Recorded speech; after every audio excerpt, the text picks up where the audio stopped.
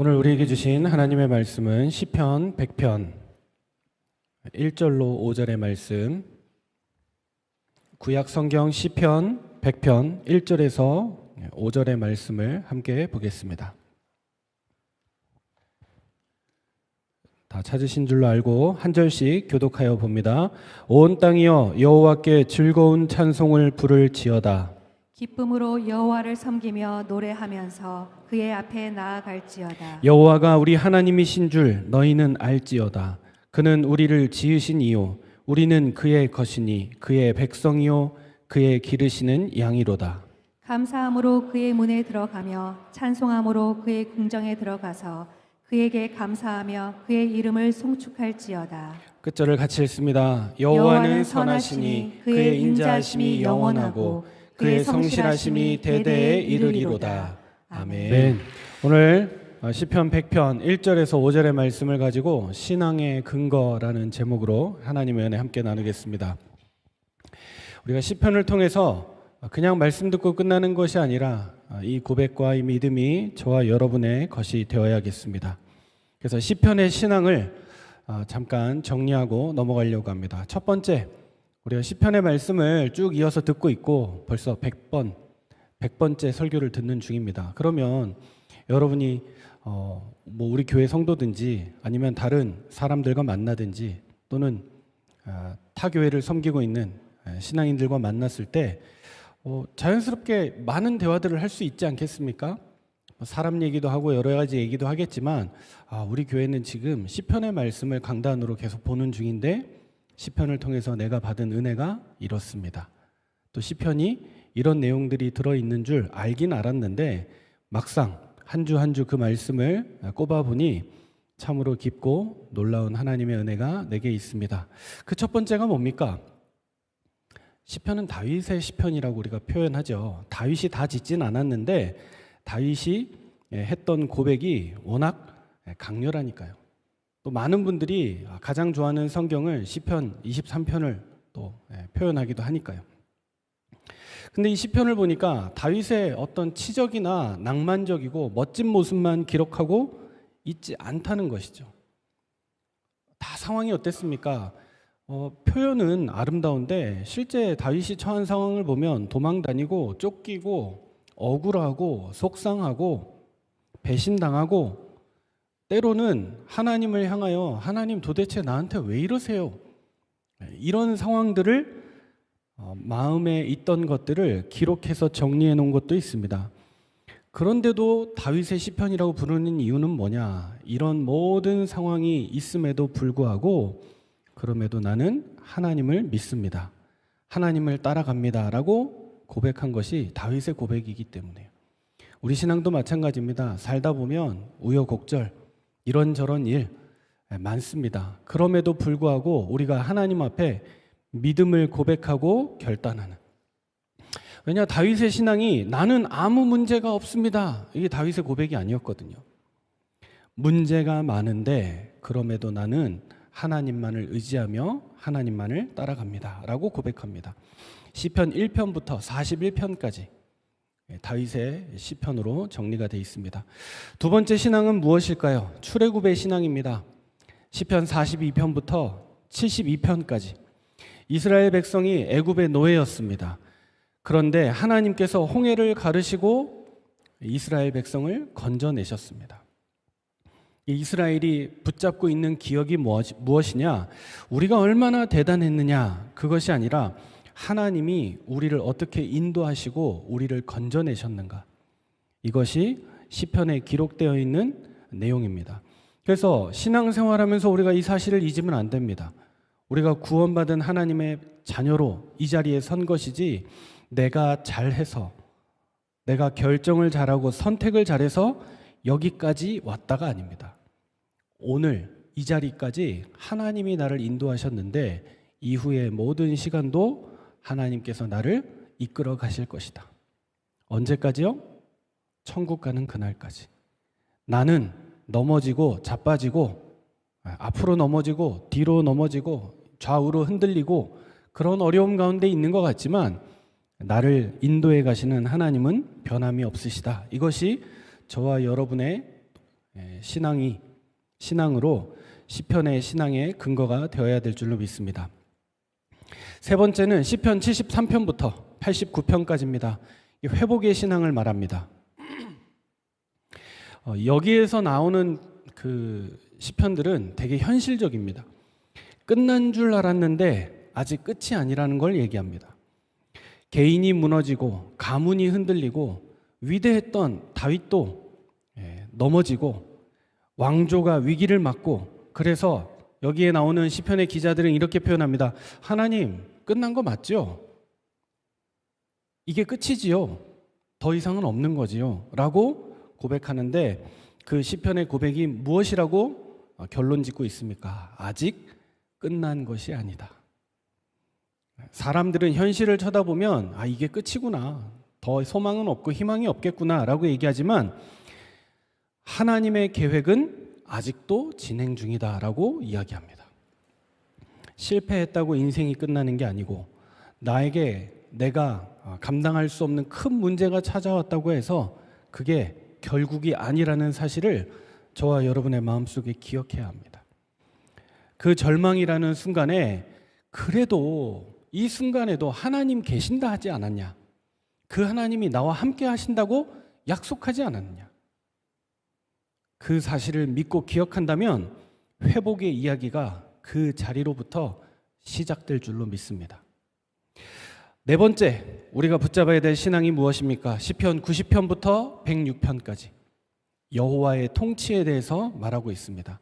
세상이 잘 돌아가는 것 같지만 그럼에도 불구하고 그 뒤에 계신 분이 누구시냐? 바로 하나님이신데, 그분이 우리의 모든 것을 다스리시는 참된 왕이 되신다. 이 사실을 이야기하고 있습니다. 세상 만사를 보고 우리 살아가는 인생사를 쳐다보면 참 답답하고 어렵고 힘들고, 그 가운데서도 이게 맞나? 이런 고민이 들 때도 참 많습니다만, 분명한 것은 무엇이냐? 여호와 하나님이 왕이시고 그분이 우리의 인생을 주장해 가신다라는 내용입니다. 내가 세상을 통제할 수 없습니다. 통치할 수 없습니다. 그러나 우리가 믿는 것은 하나님이 모든 것을 다스리시고 인도하시는 참 평안 가운데로 우리를 이끌어 가신다는 사실을 우리가 기억하는 겁니다. 그래서 시편의 마지막 신앙이 뭐냐?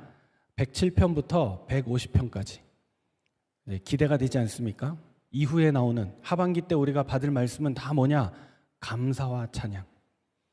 결국 모든 우여곡절과 위기와 롤러코스터 같은 시간을 다 지나서 결국 남게 되는 것은 영원한 하나님을 향한 찬양과 예배와 하나님을 향한 사랑의 고백. 이것이 우리의 삶 가운데 남게 됩니다. 그 시편의 결론은 뭐예요? 시작은 뭐예요? 다윗이에요. 시편의 결론은 뭐예요? 할렐루야. 이것만 얘기해도 돼요, 여러분. 우리가 신앙의 어떤 능력치를 보여주기 위해서가 아니라 우리가 사실적으로 받고 있는 말씀이니까요. 그러니까 다윗이 순탄했느냐? 순탄하지 않았다니까요. 하나님의 언약, 네가 이스라엘의 다음 왕이 될 것이다, 이 약속을 받은 이후에 다윗의 인생은 엄청나게 꼬였어요. 그럼에도 불구하고 다윗은 그 훈련을 다 감당해내었는데 무엇으로? 찬양으로, 기도로, 말씀으로, 하나님과 긴밀한 교제의 시간으로, 그 내면이 한 번도 빛을 발하지 않고 하나님의 은혜로, 영광의 광채로 가득했다는 사실입니다. 오히려 다윗이 실수했을 때는 언제입니까? 치성을 다 이루었을 때, 다윗의 왕조가 굳건하다고 했을 때. 자, 이런 우여곡절을 통해서 결국 우리도 살아가는 것 같지만 마지막에 결국 남는 것은 할렐루야만 남습니다. 하나님을 향한 찬양과 믿음의 고백이 남습니다.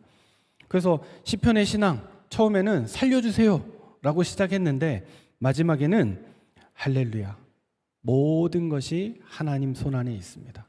그러므로 저는 내 마음과 내 중심과 내 영혼을 확정하여 하나님 앞에 고백합니다. 여호와를 찬양하겠습니다. 하나님만을 예배하겠습니다. 나의 삶을 주님이 다스려 주시고 인도하여 주옵소서. 시편의 공통적인 고백이 다 이것입니다. 인생의 모든 문제가 다 해결되었더니 찬양하더라. 그게 아닙니다. 모든 문제보다 크신 하나님을 만나게 되었습니다. 그분이 내 안에 계시다는 사실을 알게 되었기 때문에 찬양하게 된 것입니다. 오늘 본문도 마찬가지입니다. 첫 번째, 우리 신앙의 근거가 무엇이냐? 3절에 나옵니다. 이 시편의 기자가 뭐라고 얘기합니까? 여호와가 우리 하나님이신 줄 너희는 알지어다. 이게 우리 신앙의 근거입니다. 여호와가 하나님 되심을 우리가 아는 것이다. 세상이 아무리 커도 세상을 지으신 분이 나와 함께 계신다. 세상을 이기신 그리스도가 나와 함께 하시고 세상을 다스리시는 성령이 우리 안에 계신다. 이 사실을 우리가 믿음으로 고백하는 겁니다. 지구상에서 가장 힘있고 가장 지혜 있고 백도 가장 좋았던 아버지가 다윗이었거든요. 그 솔로몬이 했던 고백이 무엇이냐? 여호와를 경외하는 것이 지식의 근본이다. 이 계시를, 이 교훈을 멸시하는 자는 미련한 자다. 여호와가 하나님인 줄 모르고 살아가는 인생만큼 어리석은 인생이 없다. 우리 후대들이 이 자리에 앉아 있지만 여러분 학교 공부도 열심히 해야 되죠. 그런데 그것만큼 중요하고 그것보다 훨씬 중요한 게 뭐냐? 하나님을 아는 공부, 영적인 공부. 왜냐? 나가서 성공했는데 자기가 원하는 목적과 자리를 차지했는데 거기에서 오는 그 불안과 염려와 이상한 문제들을 설명할 수 없기 때문에 세상의 지식은 우리를 똑똑하게 만드는데 하나님을 아는 지식은 저와 여러분을 살립니다. 그래서 영적인 지식이 필요합니다. 여호와께서 우리를 지으셨다. 하나님이 우리를 인도하셨다. 세상이 아무리 크고 세상이 아무리 강해 보여도 세상을 이기신 그리스도께서 나와 함께 하신다는 사실을 우리가 기억해야 합니다. 이 세상을 많은 사람들, 능력 있는 사람들, 권세자들이 다스리는 것 같은데 저와 여러분 안에 계신 성령께서 우리와 이 세상을 주관하신다는 사실을 알면 나는 안 돼가 사라지고 하나님은 하실 수 있다. 하나님이 나와 함께 하신다. 이 믿음으로 우리가 서게 돼 있습니다. 그래서 정확한 하나님의 약속의 말씀을 붙잡고 이 말씀 가운데 승리하는 저와 여러분 될 줄로 믿습니다. 고린도전서 12장 3절에는 이야기합니다. 예수 그리스도를 주라고 고백할 수 있는 것은 우리의 지혜와 능력이 아니라 우리 안에 계신 성령께서 하시는 일이다.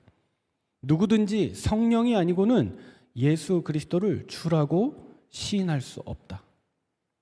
우리 안에 계신 그 성령께서 우리를 인도하시고 다스리신다.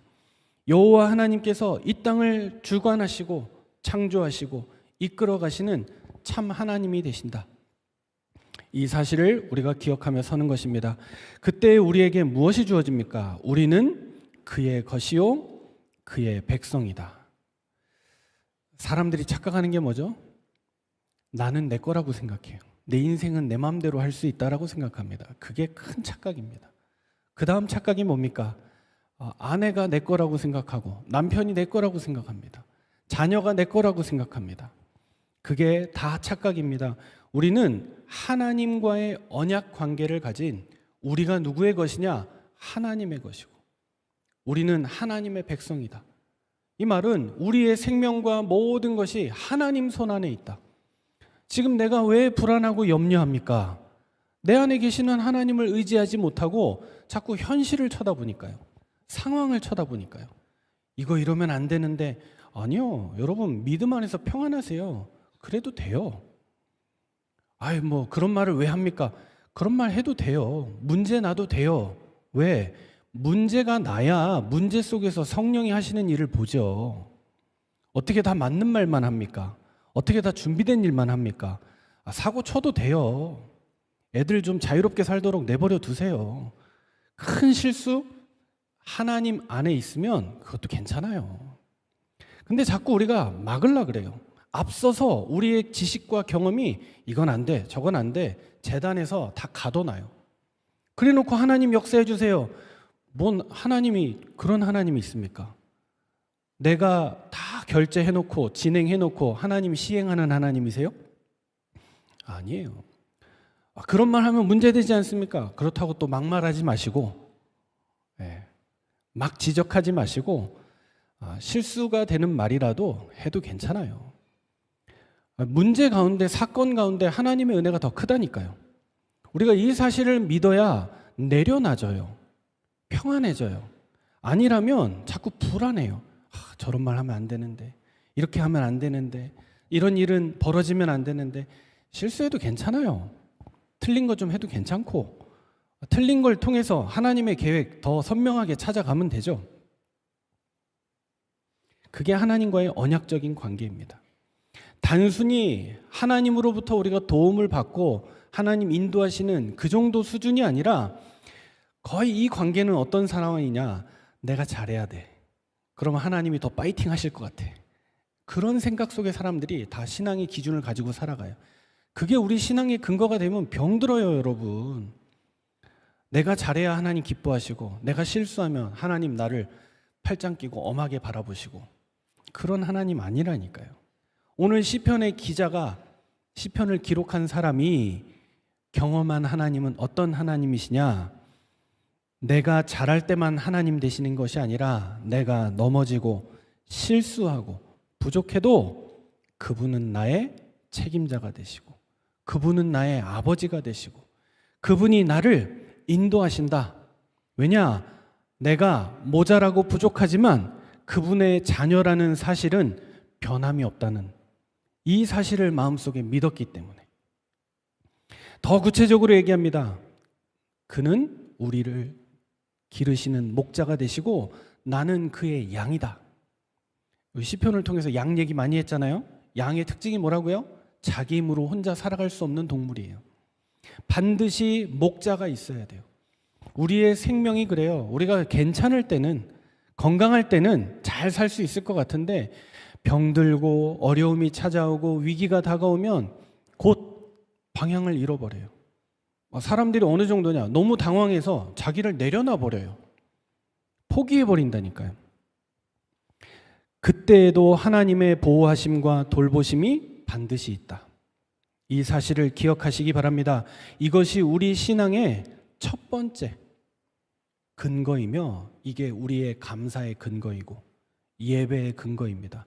여호와 하나님이 창조주가 되시고 그분이 살아서 우리와 함께 하시고 우리를 다스리신다는 사실을 우리는 알기 때문에 이 시간 예배하는 겁니다. 여러분, 이 감사와 감격이 우리에게 있어야 합니다. 이 말씀이 우리의 마음 가운데 울림이 있고 부딪힘이 있어야 합니다. 그게 아니라면 이런저런 문제 상황이 생기면 견디기가 힘듭니다. 사람은요, 다 마음속에 이런저런 상처, 배경, 잔잔한 걸림돌 다 있어요. 이게 서로 부딪히면 이제 갈등이 되는 거잖아요. 튀어나오면 힘든 거잖아요. 그런데 우리가 신앙의 올바른 근거, 하나님이 나를 붙드시고 인도하셔서 여기까지 인도하셨고 그분이 나의 삶을 주관해 가신다라는 이 사실을 고백해야 바뀌어져요. 그리고 이 잔잔한 걸림들이 지나가져요. 문제와 갈등이 생기면 사람들의 특징이 뭐냐? 거의 대부분 사람은요, 자기 자신은 잘 안 바꿔요. 난 남을 바꾸려고 그래요. 환경을 바꾸려고 해요. 상대방을 바꾸려고 합니다. 그러니 상대방을 바꾸려고 하지 말고, 환경을 바꾸려고 하지 말고, 우리의 영적인 상태가 올바른 신앙의 근거로 충만해지면 어지간한 사건은 그냥 넘어간다니까요. 그런가 보다. 저 사람은 아직 다윗의 시간표를 못 누리고 있나 보다. 회복의 시간표가, 회복의 신앙이 필요한가 보다. 기도해줘야 되겠구나, 도와줘야 되겠구나, 넘어가요. 근데 넘어가지 못하고 다 걸리는 거예요. 껌껌이 걸리는 거예요. 얼마나 인생 괴롭습니까? 이것도 문제, 저것도 문제, 돌아서면 또 문제. 왜? 내 마음은 안 그런데 상대방은 전혀 내 마음 모르거든. 같이 몇 년을 살아도, 몇십 년을 살아도, 내 배에서 태어나도 몰라요. 우리가 하나님의 은혜로 우리의 신앙의 근거가 굳건해지면 사실상 상대방이 그대로여도 크게 문제되지 않는다는 사실을 기억하시기 바랍니다. 자, 두 번째입니다. 신앙의 그릇이 있습니다. 오늘 말씀을 통해서 우리에게 뭐라고 얘기하느냐? 너희는 여호와 하나님이 여호와가 우리 하나님이신 줄 너희는 알지어다. 그러면서 뭐라고 얘기합니까? 1절에서 2절에 온 땅이여 여호와께 즐거운 찬송을 부를지어다. 이 신앙의 근거가 마음속에만 있는 게 아니에요. 진정으로 우리의 마음속에 담기잖아요. 그러면 시선이 넓어지게 돼 있어요. 하나님의 은혜로 내가 충만해지면 괜찮아져요. 기도의 범위도 넓어져요. 맨날 나만 위해서 기도하다가 이제 가정을 위해서 기도하기 시작하고, 교회를 위해 기도하기 시작하고, 지역을 위해서 기도하고, 민족을 위해, 열방을 위해, 교회 안에 아프고 힘들고 어려움 가운데 있는, 병들어서 고통 중에 있는 성도들을 위해 기도하기 시작하게 되는 것이죠.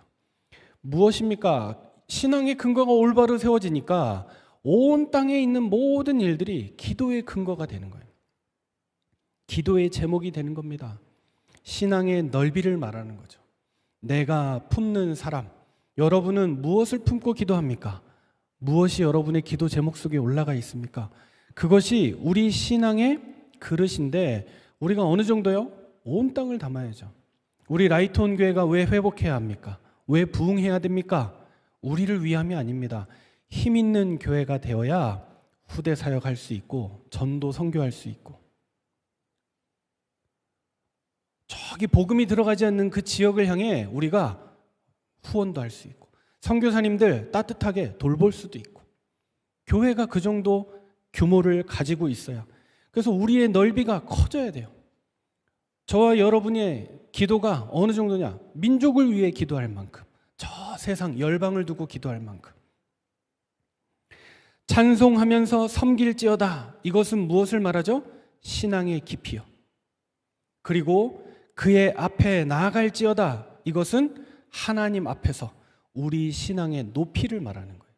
신앙의 넓이와 깊이와 높이가, 우리 신앙의 그릇의 크기가 하나님이 기뻐하시는 자리로 서는 저와 여러분 되기를 바랍니다. 그래서 저와 여러분이 결국 믿음 가지고 여러 가지 상황, 그 중에 혹시 응답받았다, 어디로 가야 돼요?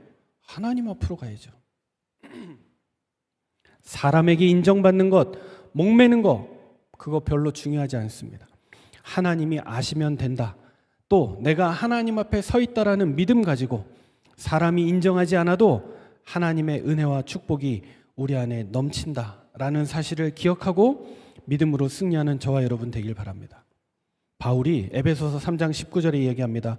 그리스도 사랑의 넓이와 길이와 높이와 깊이가 어떠한지 깨달아 그리스도의 사랑으로 우리의 삶이 충만할 것을.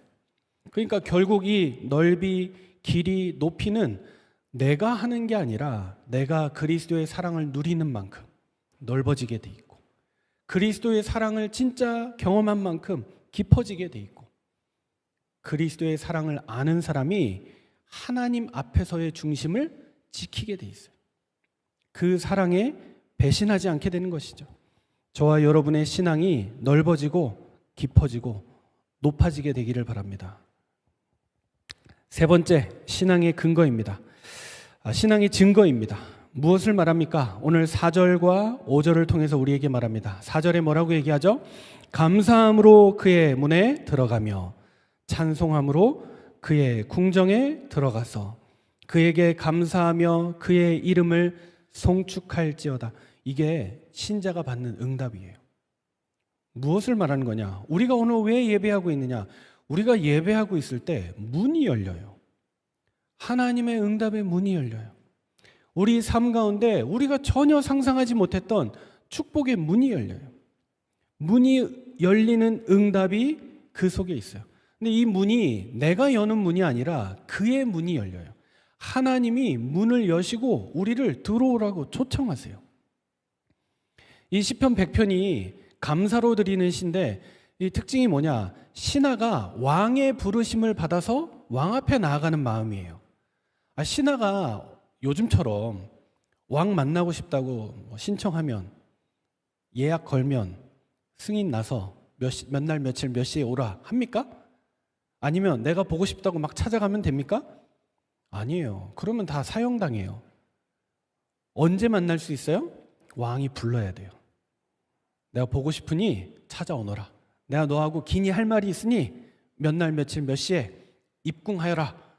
명령이 가면 그때 그 편지 받고 왕 앞에 달려나가는데 그 마음이 얼마나 기쁘고 설렐까요? 우리 예배가 그렇잖아요. 하나님이 부르셔서 우리가 이 자리에 나왔는데 그 감사와 기쁨과 감격이 얼마나 큽니까? 그 예배자만 아는 축복이거든요. 우리가 그 은혜를 사모하며 이 자리에 나오지 않았습니까? 그때 뭐예요? 기도만 하고 있고 마음에 임금님 보고 싶다, 우리 왕 보고 싶다 기도하고 있는데 문이 열려요. 오라고 연락이 오는 거예요. 신앙생활이 이 맛을 봐야 된다니까요. 우리가 예배하고 기도하고 간절히 하나님 바라고 있는데 하나님이 우리를 향해 문을 열어주세요. 응답의 문을, 경제의 문을, 만남의 문을, 우리 산업의 문을 하나님이 열어주신다니까요. 그러니 사모하고 조금만 기다려라. 그 문이 열릴 때까지. 우리 교회의 응답의 문이 열릴 때까지 불신앙하지 말고 불안해하지 말고 기다리고 있으면 하나님이 응답하시고 축복하신다. 어느 정도냐? 사람들이요, 조금 어려움 당하잖아요? 그럼 옛날로 돌아가요. 누구 얘기예요? 출애굽 백성. 아니, 하나님이 어린 양의 피 바를 때 애굽에서 빠져나오겠다. 그 응답 다 체험하고 나가놓고 먹을 거 없다고 돌아가자 그러고, 홍해 앞에 섰다고 돌아가자 그러고, 물 안 나온다고 돌아가자고 하고, 물 안 나오면 물을 주세요 해야지. 먹을 게 없으면 배고파요 해야 되는데 아니에요. 옛날로 돌아가자. 희한하죠. 왜 그런 말이 나오는지. 성도들에게 어려움이 왔다. 끝이 아니라 기회입니다. 하나님 이 일을 통해서 무엇을 하기 원하십니까? 우리가 또 무엇을 수정하고 고치고 하나님 앞에 믿음으로 서면 하나님이 새로운 문을 여시겠습니까? 좋은 기회로 삼고 믿음으로 결단하면 반드시 새로운 문이 열려진다는 사실을 기억하시기 바랍니다. 신앙생활은 그 문을 통해서 가는 거예요. 벽 뚫고 나가려고 생각해 보세요. 얼마나 힘들어요. 문이 있다니까요. 문 찾아 나가면 되죠. 교회 안에 중직자들이요, 다른 거 할 거 없어요. 사람만 잘 쳐다보면 다 문이에요. 사람 제대로 보고 있으면, 사람하고 관계 잘하고 있으면 다 응답의 문이에요. 두고두고 열매 맺히고 찾아오게 돼 있어요.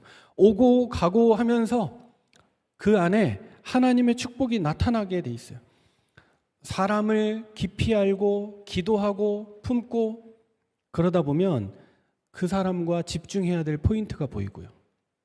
그 뒤에 엄청난 축복이 담겨져 있다는 사실을 우리가 보게 될 것입니다.